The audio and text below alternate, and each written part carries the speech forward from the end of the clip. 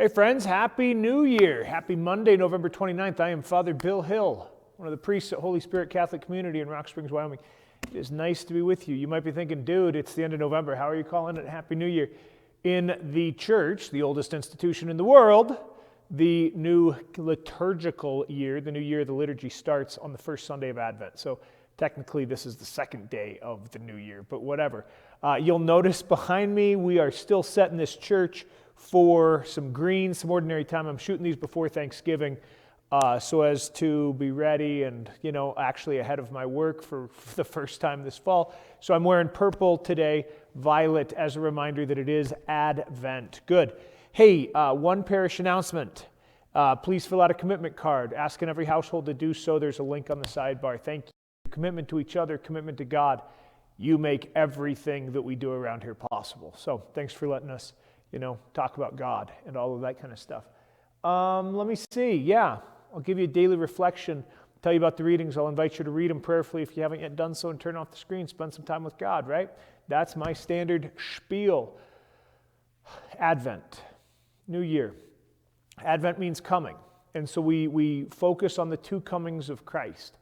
For most of us, our focus is on Christmas, but actually the church is going to direct us towards the day of the Lord for these first few weeks.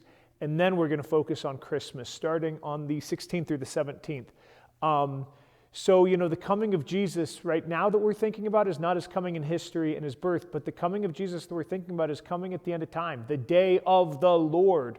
And so we're going to get some apocalyptic stuff the next few weeks as we prepare, mindful that we know not the day nor the hour, that we could go to the Lord at any time, that the Lord could come to us at any time. Those are some of the themes of Advent, especially in these first few weeks. In the reading from Isaiah, we have an image of the day of the Lord, and it is a glorious image. On that day, in days to come, the mountain of the Lord's house shall be established as the highest mountain, raised above the hills. I appreciate that. Just reflecting, musing on how it was that Jerusalem, that was not a Jewish city to begin with, but was one of the Canaanite cities, how Jerusalem was decided, okay, we're going to establish our fortified city on top of this hill as compared to all of the others, right? And who knows the defensibility of it. But it was probably one hill among many. And so Isaiah is thinking, this isn't just a regular hill. This is the hill that the temple of God is built upon. So in the days to come, God is going to make that hill a mountain, and it'll be raised above all the other mountains. It'll be glorious and beautiful. It'll be a real pain for all the people to have to climb up that mountain, but it'll be prominent above all of the other hills. I just kind of appreciate that as a mental image, right? And all of the nations. So this is not just the Jewish nation. This is the Gentiles. All the nations shall stream towards that mountain, and they'll say, come on! Let's climb to the top of the Lord's mountain. Let us go to the God of Jacob. And then from there will go instruction about justice and peace and right relationship and harmony. And that instruction will be so effective that people will beat their swords into plows so that they can bring forth nourishing food from creation to care, instead of building implements of defense or attack, right? Those are the visions of Isaiah that we're kicking off our Advent with. And just a word of pairing that with the gospel.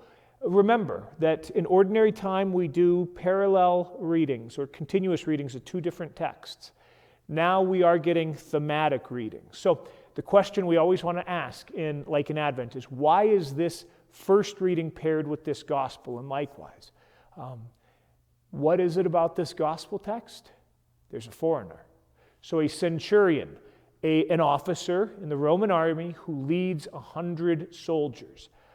This is a foreigner. This is a representative of all of the nations. What does Jesus say about the faith of this centurion?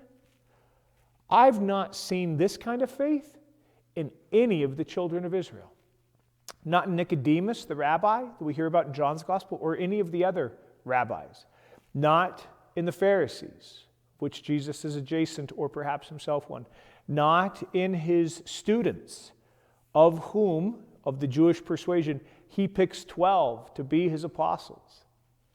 He hasn't encountered this kind of faith in Israel like he has in this foreigner. And then, just that mind-blowing sort of an image, I say to you, many will come from east and from west. They will recline with the patriarchs, Abraham, Isaac, and Jacob, at the banquet in the kingdom of heaven.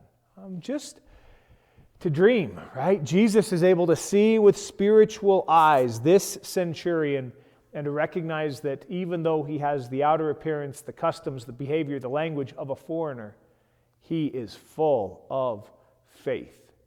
May we indeed dream of the day of the Lord when God will bring all of the nations to the mountain of the Lord's house. In these darkening days, these days of thinking about the day of the Lord, how are we being filled with joyful expectation, hope, a longing for his coming?